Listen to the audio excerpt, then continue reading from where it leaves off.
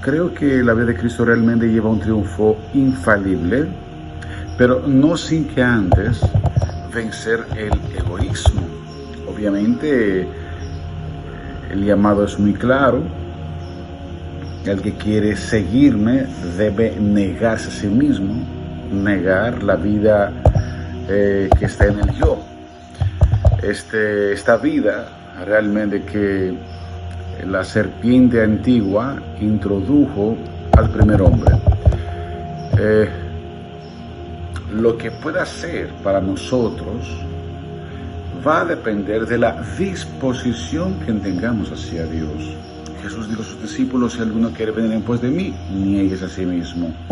Entonces, definitivamente, el Evangelio no cambia, es siempre en sí mismo considerado poder de Dios, pero sus efectos sobre nosotros varían por nuestras diversas disposiciones. Hemos visto hombres fuertes y poderosos en Dios, pero obviamente totalmente humildes, quebrantados. Y tenemos que reconocer que nada es tan insuprimible y tan penetrante como esta fragancia de Cristo que está impartida en cada uno de nosotros a los que se han negado. Por esto tenemos que en esta ocasión comprender y definir el origen del ego, del egoísmo, por lo cual es un gran impedimento e imperfección de nuestro corazón y madre, diríamos, de todos los pecados. No aprender a controlar el poderoso ego, llamado dominio propio por el fruto del Espíritu, significa que estaremos siempre en disposición de ser guiados por nuestra propia naturaleza de héroe. O sea, un carácter usando sus propias emociones complacidas, su propia voluntad natural y obviamente su propia vanagloria, descontroladamente, para acompañar así una propia imagen creada por sí mismo. Entonces el egoísmo no es más que una imperfección del corazón y, diría más allá, hasta de la inteligencia, por lo cual atenta contra la perfección nuestra hacia la imagen de Dios. Por cual otra razón se nos pide: si alguno quiere venir en pos de mí, niegues a sí mismo, porque nada de la propia imagen natural le interesa a Dios, ni siquiera le sirve para sus propósitos. Hay una pregunta la cual también responder y comprenderla así, es que ¿de qué se alimenta el ego? Primeramente se alimenta de la carne, que está llena de pasiones, pero también se alimenta de las experiencias vividas del propio, de lo que pertenece a uno mismo, de mí, de lo mío. Dios nos llama a salir de esta mente, de esta mentalidad, de esta mente que da un sentido exceso al yo. El egoísmo es el padecimiento en que todos estamos sujetados de una u otra manera, porque nacimos con este cáncer espiritual. Vamos a leer en Filipenses 2:19 un verso por lo cual Pablo está notificando a los filipenses. Dice que todos buscan sus propios intereses, no los de Cristo Jesús. Vemos que entonces aquí el padecimiento del egoísmo está presente aún en aquellas iglesias que Pablo está tratando de corregir y de instruir la verdad. El enemigo más grande que tenemos todos y menos reprendemos es nuestro propio yo y su forma de conducción. El egoísmo es el gran fruto de la mentira de la serpiente, siendo esta una estructura interior para ser como Dios. El egoísmo siempre se presenta como la noble propia defensa, pero sin ser imparcial. Por esto es una conducta impulsada por nuestros propios puntos de vista, pero siempre y en muchas ocasiones siendo excluida la justicia si ésta atenta contra sí mismo. Este es el centro de la mayoría de los problemas entre la gente. observemos el origen reproductor del egoísmo y de todos los demás pecados. Isaías 14 nos dice: decías en tu corazón, subiré hasta los cielos, levantaré mi trono por encima de las estrellas de Dios, yo gobernaré. Desde el extremo, en el monte de los dioses, subiré a la cresta de las más altas nubes, seré semejante al Altísimo. Vemos de dónde se inicia todo.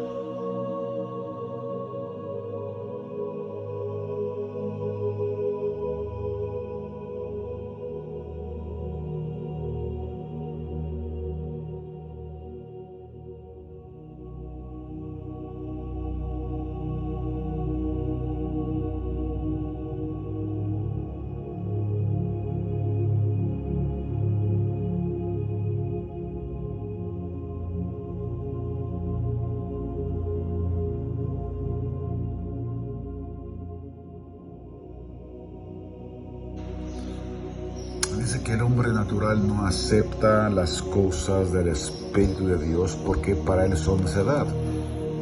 Como podemos ver en este previo verso, el egoísmo no entiende, no acepta la calidad del Espíritu, con una indiferencia notable y una insensibilidad para realmente servir, comprender y proceder de este modo. El egoísmo es una barrera para buen juicio y discernimiento muy agudo para sus ocasiones requeridas. El siguiente verso es muy revelador y está en los Proverbios, capítulo 18 y verso 1. Dice que el egoísta busca su propio bien. A partir de esto vemos que ya la justicia está excluida y sigue diciendo: contra todo sano juicio se revela el egoísta. Al necio no le complace el discernimiento, tan solo hace alarde de su propia opinión. Esa es la imagen realmente del mundo, esa es la imagen del hombre natural. No le interesa, no comprende lo espiritual, no quiere acudir a un justo discernimiento, no le complace eso. Entonces vemos que el egoísmo es simplemente necedad, una necedad expansiva que se convierte en ceguera, porque el egoísmo tiene la frecuencia de solo verse, buscar solamente su propia opinión. El ego entonces no da cabida para reflexionar, y así obviamente los resultados, la consecuencia es crear falsas realidades. Durante nuestro peregrinaje por los siglos de la vida, el ego debe integrarse al funcionamiento del espíritu, volviendo hacia su fuente, Dios, para funcionar según el diseño correcto. No olvidemos que somos una plataforma, somos seres que proyectamos la imagen de Dios, no la de nosotros. Y eso tenemos que comprenderlo. Existimos, vivimos, caminamos por esta razón. Entonces, tenemos que cuidar mucho que el ego siempre está acechando para manipular. Una de esas cualidades manipuladoras es esta ilusión de pertenencia, este afán, no solamente de dominar, sino de protagonizar, porque queremos dominar para protagonizar. Pero mientras ejercemos este rol manipulador, nos ponemos cada vez más ciegos y hace que la persona cree ser lo que en realidad no lo es. Por esto Romanos 1:22 dice: profesando ser sabios, se volvieron necios.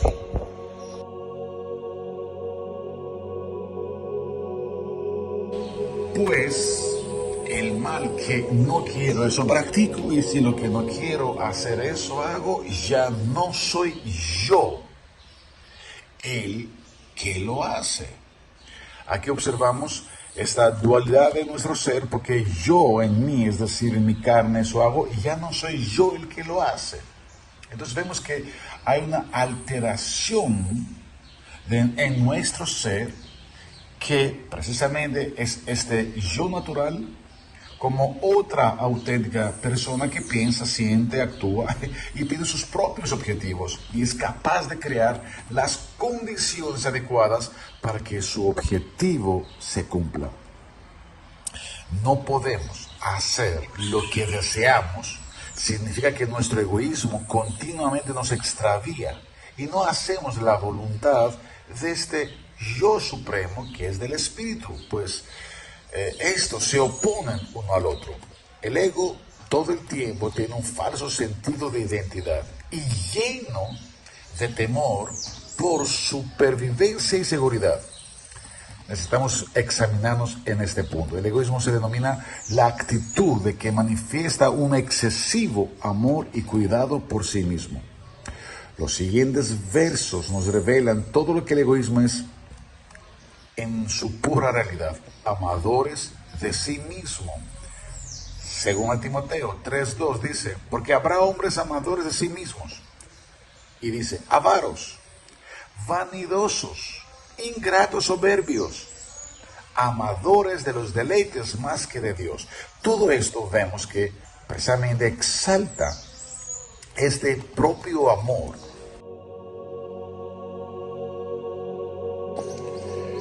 Y estos amadores de sí mismo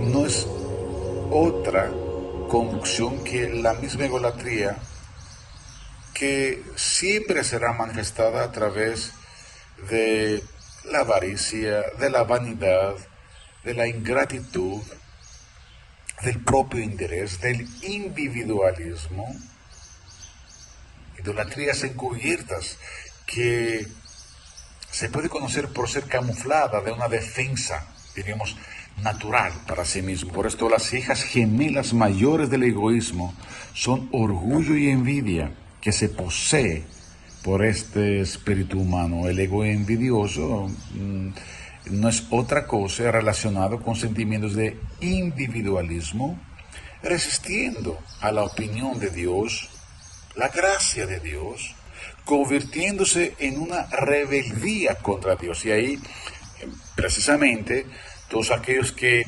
están entretejiendo, ejecutan sus propios planes y su propia opinión por encima de todo, es una rebeldía contra Dios. Isaías 30 dice ahí de los hijos rebeldes que ejecutan planes, pero no los míos.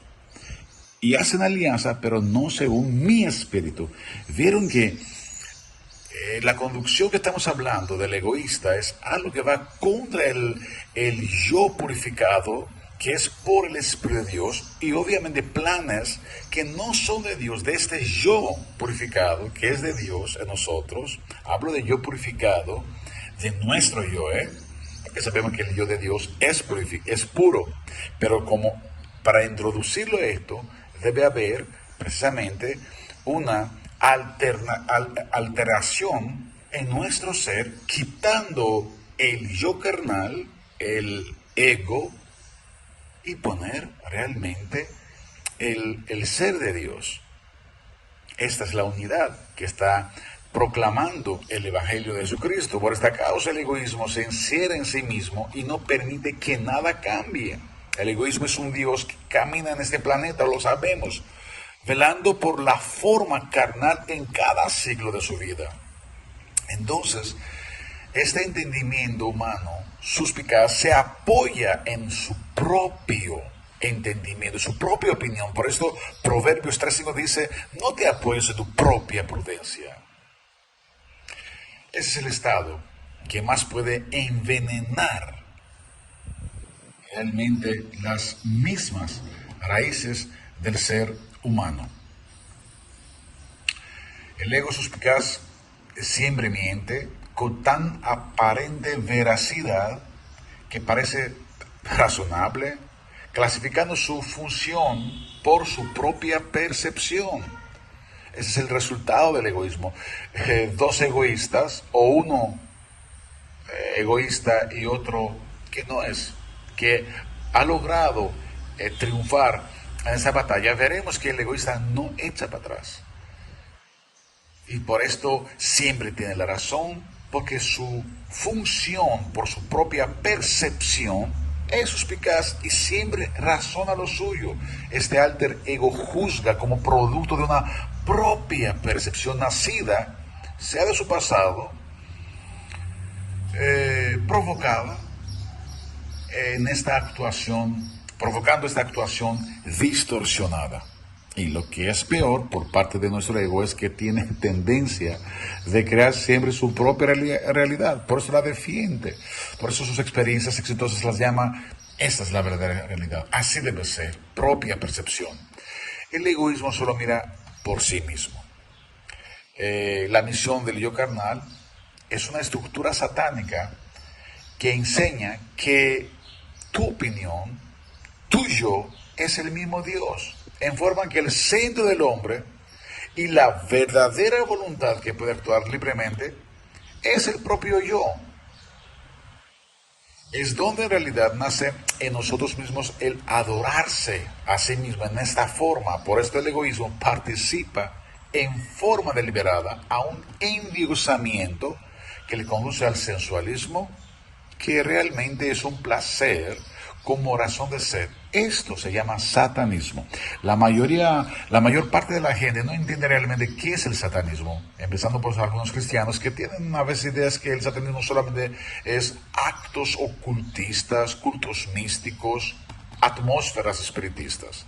Aunque sí esto puede suceder y llamarse satanismo, ponga la atención, la esencia del satanismo, la adoración satánica, es cuando cada persona apartado del verdadero llamado, de la imagen de Dios, y proyectar los planes, propósitos y el placer de Dios, se constituye su propia imagen y se adora a sí mismo como un Dios.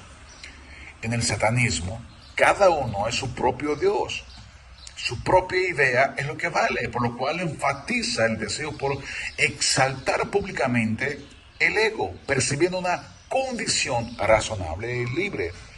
Si uno puede buscar, ver cómo piensan los satanistas, realmente los que son declarados satanistas dicen que el yo es el propio yo libre, por lo cual tiene que pensar, hacer, razonar como le complace.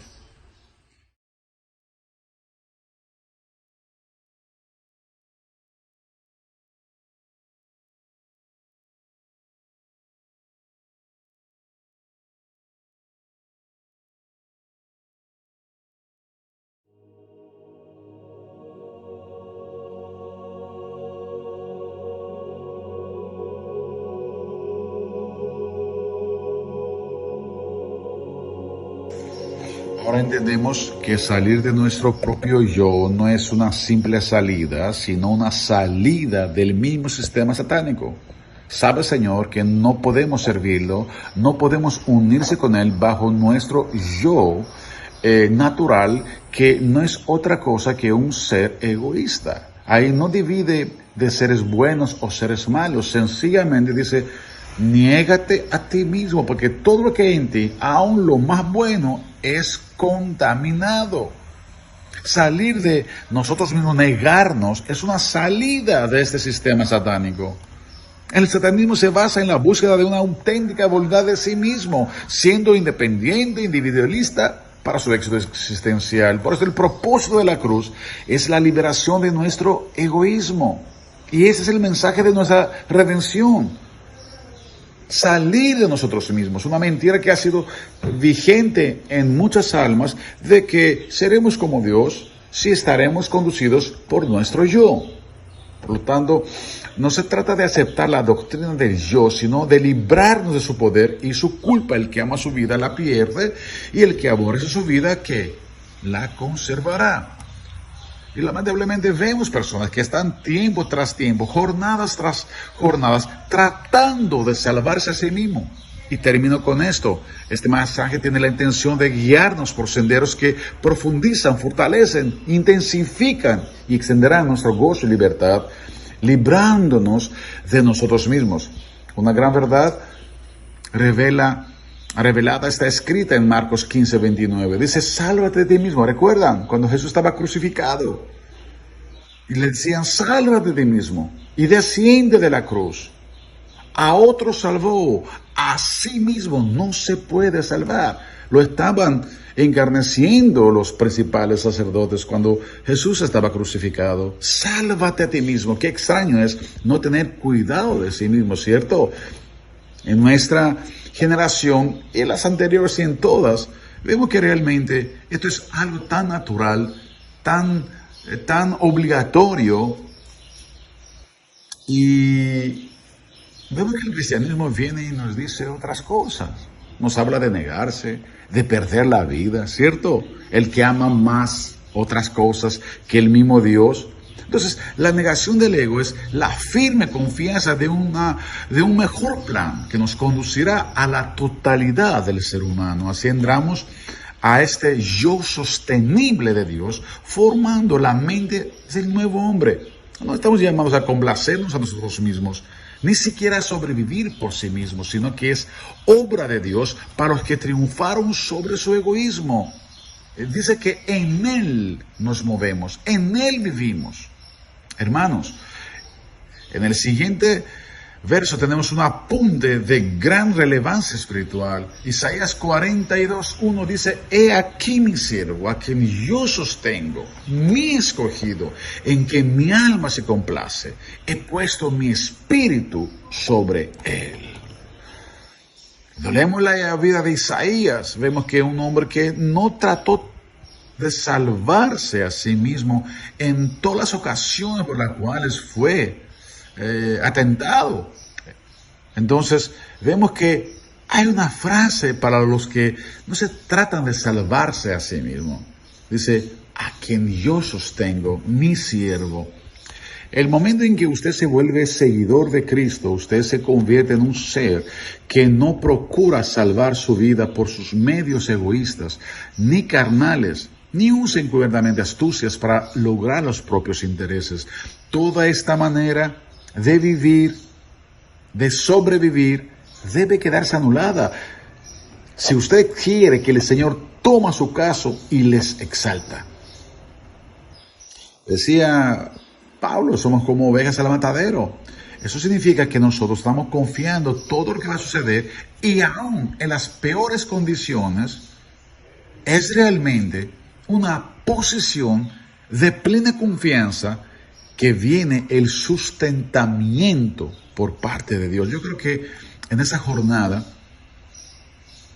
vamos a entrar con esta, no percepción, sino con esa posición de triunfar sobre nuestro egoísmo, sobre la carnalidad, porque Él lo dice, el que no se niega no es digno de mí. O sea, es un primer requisito. Por eso toda esa manera de vivir debe quedarse anulada. Entonces veremos cómo seremos afirmados, posicionados y levantados. Y nuestro caso es un caso de Dios, y Él nos exaltará. Dios le bendiga.